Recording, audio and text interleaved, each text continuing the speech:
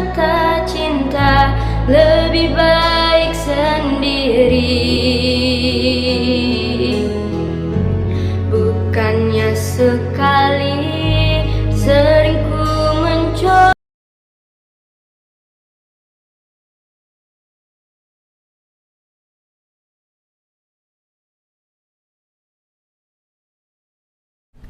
Hello, what's up, Brody? Balik lagi dengan gue Razor. Gue kali ini berada di museum Nike Ardila ya, karena saya penasaran nih tentang perjalanan seorang maestro lady rock di tahun 90-an. Karena di tahun 90 itu nama almarhum Nike Ardila itu melejit lah. Melejit itu ya, saya lahir tahun 90-an, namanya udah berada di stasiun radio, televisi, pokoknya mah edun lah. Tapi di kali ini saya bersama kakak kali omnya. Kakak dari almarhumah, saudara. Jadi gua di sini bersama saudara dari almarhumah Nike Ardila. Boleh kenalan, Kang? Boleh Ya. Maksudnya namanya siapa? Kau penonton maksudnya. Namanya siapa? Saya Ya. Goy. Oh, Goy. Ya. Nah, kan nama saya Alan Yudi. Oh ya, Lanudi. Penjaga museum. Katanya saudara, Kang? Iya. Oh, saudara ya? Iya, saudara dong. Penjaga museum kan saudara juga. Oh, benar. Ya, tenang. jangan ngadek-dek. Kan ada dek. Soalnya ini kan Kok mic-nya dipegang terus sih, bukannya dibagi gitu. Maksudnya kan di sini tuh tempatnya apa? Urban Ya, Legend. Urban Legend. Urban Legend gitu kan, itu 90-an. Jadi gimana saya tidak bahasa Sundana teh? Reg-reg. Deg-deg gitulah hati teh. Reg-reg. Ngedown lah maksudnya teh. Bisa salah gitu kan. Wah, tuh bisa di ini sama fans saya mah. Oh, oke. Jadi saya tuh pengen tahu, Kang, perjalanan Nike Ardila gitu ya. Ya dari nol sampai suksesnya gitulah, Kang. Mulai aktif apa di dunia musik tuh dari tahun berapa sih Nike teh? Dunia musik. Dunia musik itu sebetulnya dari dia usia 8 tahun itu masuk di dunia musik, karena di situ kan pengasahan karakter vokal ya, yang belajar di satu himpunan, yaitu namanya Himpunan Artis Penyanyi dan Musisi Indonesia. Yang disingkat jadi HAPMI. Itu HAPMI Bandung gitu. Yang dulu lokasinya HAPMI itu ada di daerah Tegalega gitu. Tahu nggak Tegalega? Tahu, Kang. Di mana? Dekat BKR. Oh nya. Sekarang udah gedungnya udah dibongkar. Jadi untuk HAPMI-nya sendiri sekarang itu ada regulasi juga, ada pelimpahan pengurus. Jadi sekretariatnya pun saya juga lagi mencari sekarang ini ada di mana, karena saya juga ingin bersilaturahmi juga sama musisi-musisi atau guru-guru vokal Nike dulu gitu. Nah, dari tahun itu pembelajaran itu masuklah festival-festival yang akhirnya kita bisa lihat di museum itu ada beberapa piala yang waktu Nike penjajagan gitu. Jadi pada saat latihan vokal itu ada juga ikut perlombaan-perlombaan atau festival-festival nyanyi gitu. Udah lihat ke atas? Udah. Ada datanya? Ada. Misi belum. Udah justru. Justru Nah. yang saya kagum itu beliau kan perjalanan di dunia musik itu dari tahun pertama yang saya tahu gitu ya. Album pertamanya kan di tahun 89 ya. Ya. 89 gitu. Berkas Sinar gitu kan. Berkas Sinar, ya. Itu yang saya sering dengerin gitu kan. Itu teh. Itu album sendiri ya. Album sendiri. Kalau di vokal itu sebetulnya di Belantika recording itu Nike itu masuk di tahun 80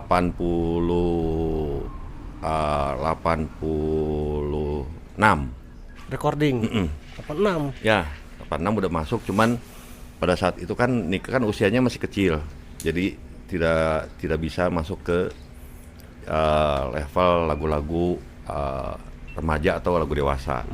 Berarti Gitu. 86 itu Nike teh SD kene. Oh, masih SD kene. Iya. Jauh atuh.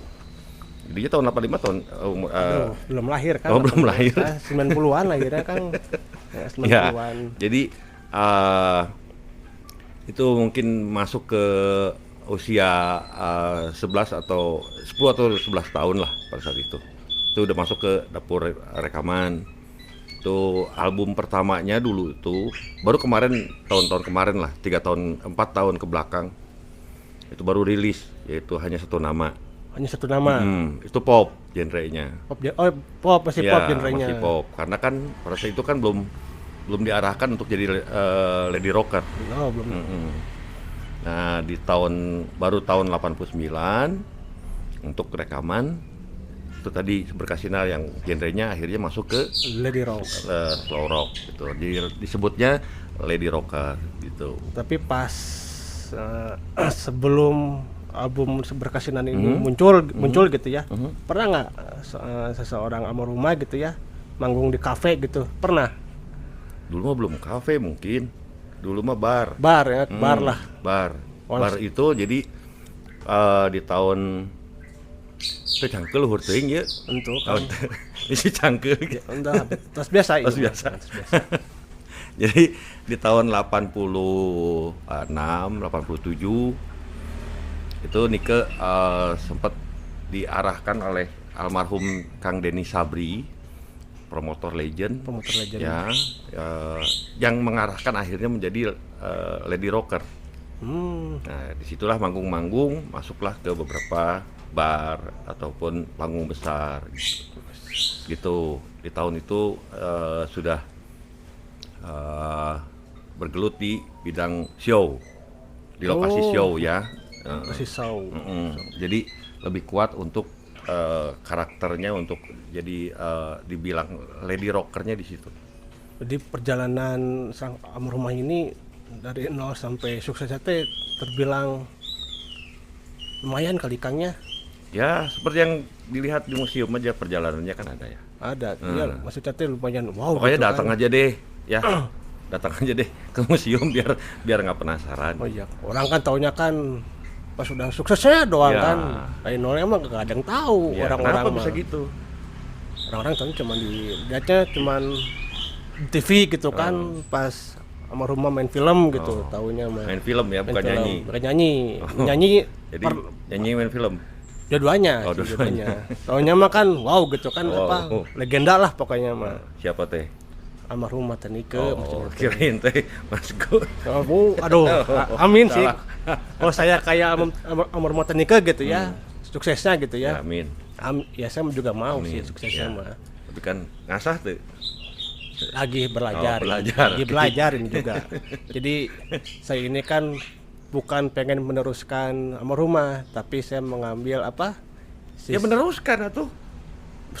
Kalau maksudnya itu bukan meneruskan Kan lagu-lagunya, bukan. Iya, mengembangkan bakat kan. Bakat, seninya. seninya justru. Iya, jangan sampai terpaku Iya. oleh tarik suaranya. Jadi seninya gitu kan, kebaikannya juga saya ambil. Amin.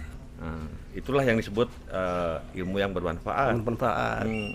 Jadi kan saya dulu pernah dengar gitu kan, Teh Nike buka apa namanya SLB gitu kan, wah inget deh. Saya juga pengen lah kayak Teh Nike gitu ya, membantu orang gitu kan. Amin. Lagian kalau di kota, jangan kan Bandung, se Indonesia kali ya pada tahu semua. Internasional. Udah go internasional Kang ya Ya. di waktu itu. Kan Malaysia, Singapura, Thailand. Tahun berapa itu Teh? Sampai sekarang? Sampai sekarang. Nggak, pertama dia pernah konser di luar tapi pernah belum. Ya, fansnya itu baru dari mulai tahun setelah Nike wafat.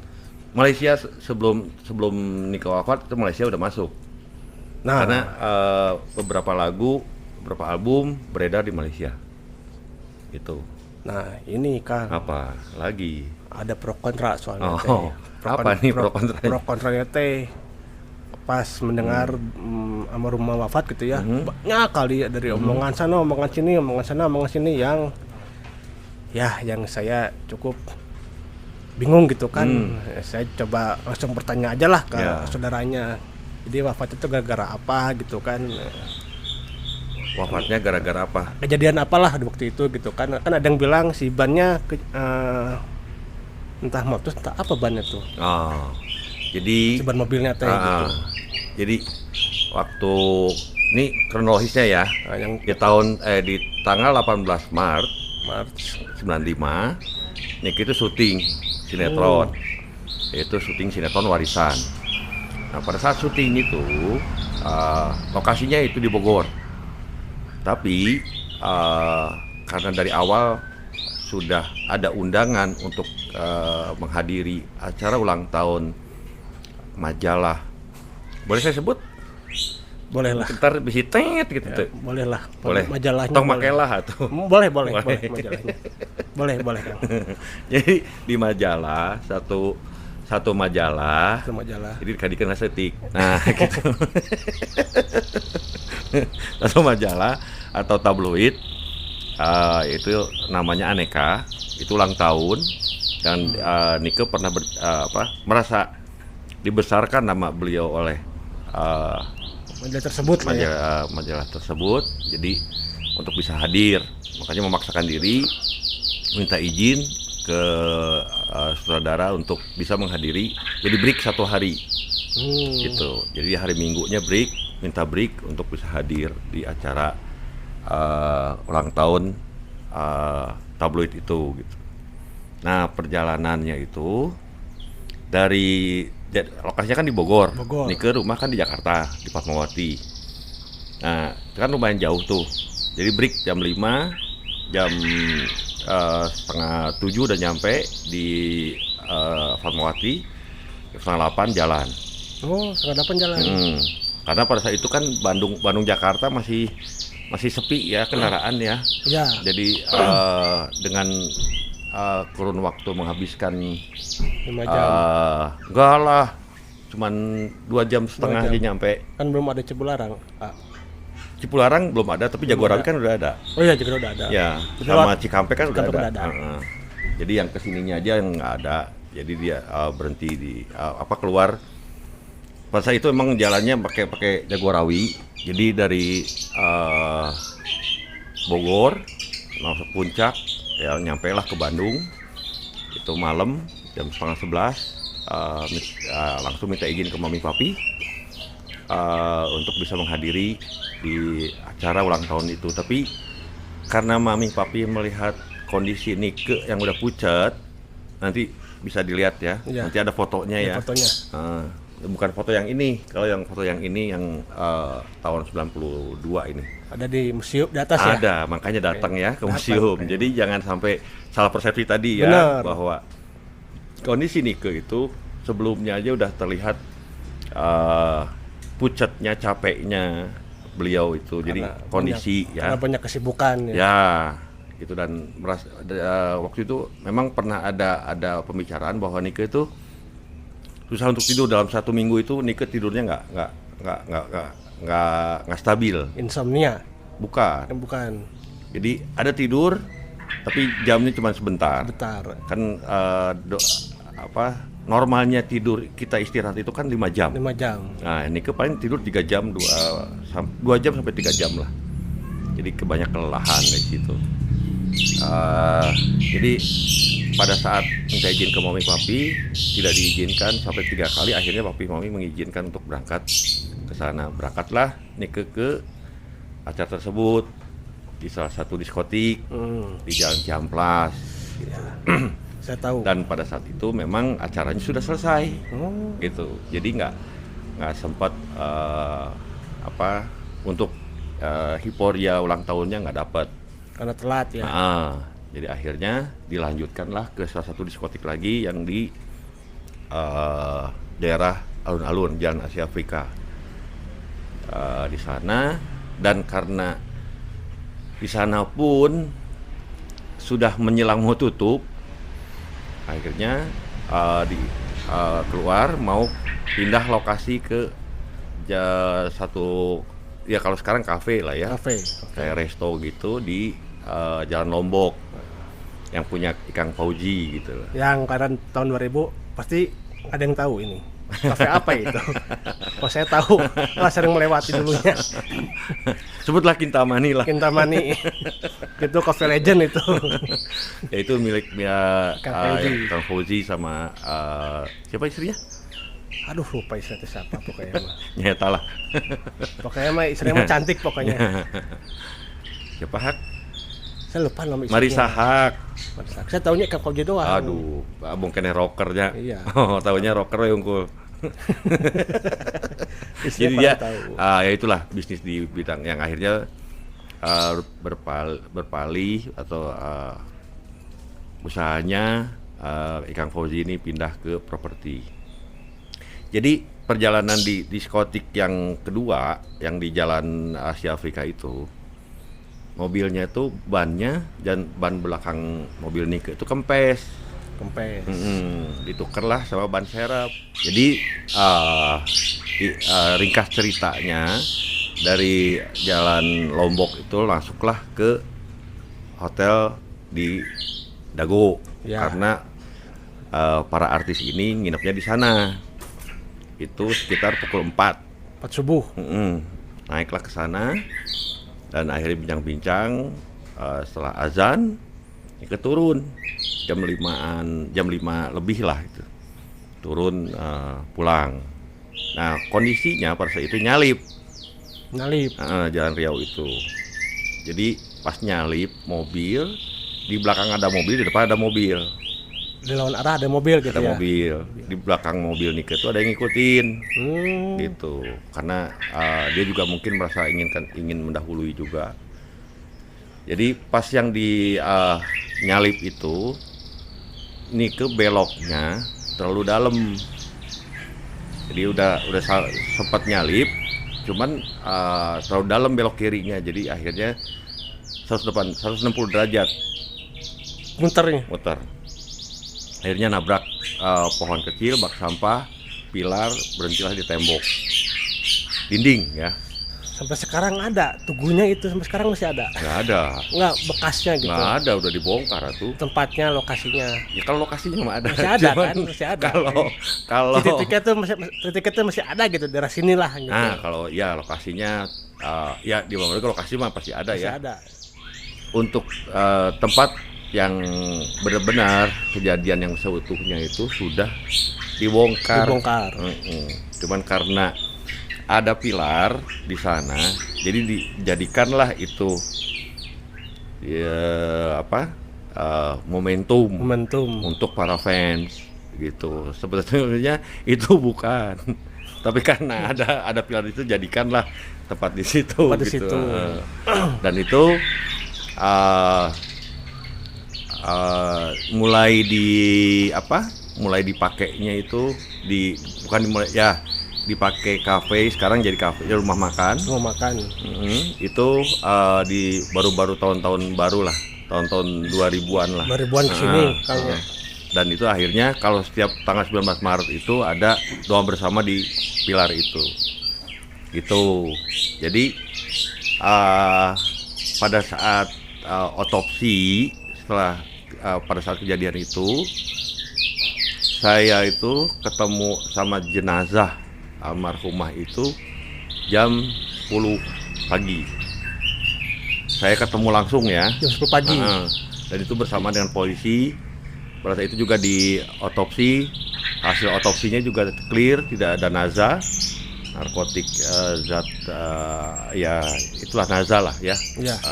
Pokoknya tidak ada hal-hal untuk ke arah yang negatif, karena pada saat itu langsung diotopsi, langsung clear, hasilnya clear, langsung kita bawa ke rumah, prosesi pemulasaraan, dan jam 2 langsung kita pergi ke Ciamis untuk pemakaman gitu. Nah, udah tahu kan, soalnya tuh banyak ada yang bilang, wah mendiang gitu ya, rumah meninggalnya tuh bekas ini bekas itu bekas apalah gitu kan. Dan yang benernya emang kecelakaan pure, nggak ada unsur-unsur naza gitu ya, apalagi alkohol nggak ada gitu kan ya, pure kecapean. Benar. Tapi kan yang saya mendengar gitu ya sama baca gitu kan,